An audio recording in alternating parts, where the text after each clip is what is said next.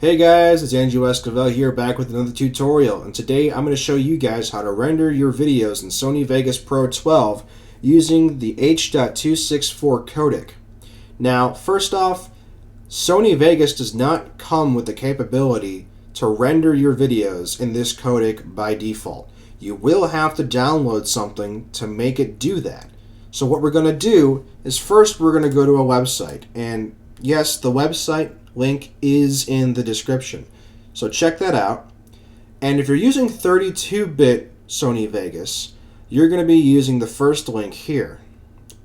And if you're using 64, you'll notice this one has the number 64 in it. That's the 64-bit version of this codec that you're going to download and install.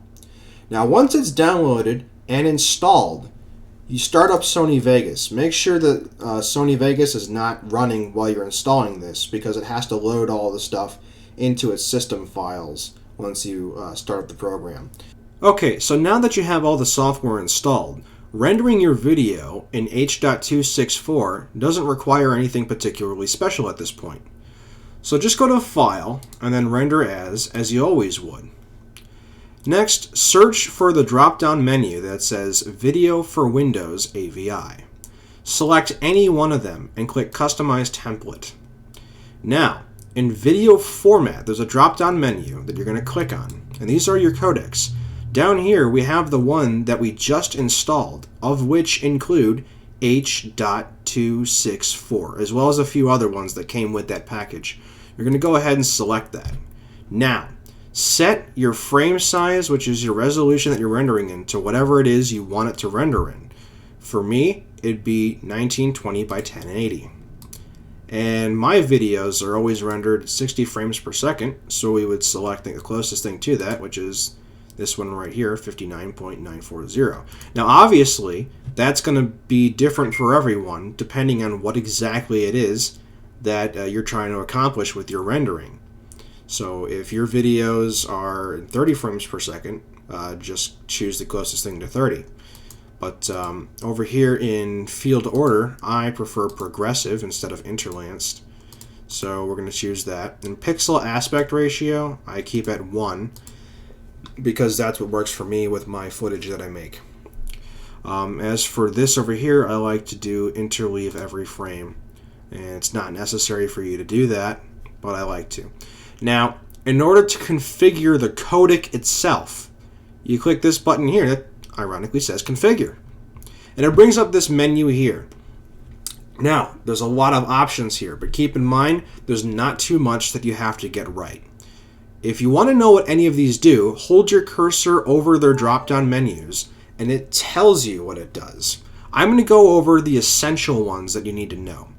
Preset right here determines how fast it renders. The faster it renders, the less compression it's going to use, but it should always come out around the same quality. And over here we have zero latency. It's very important that you have this checked in most cases, because if you don't, your audio and your video can become out of sync after all its rendering is done. And that'd be a bummer. You don't want your audio and your video out of sync.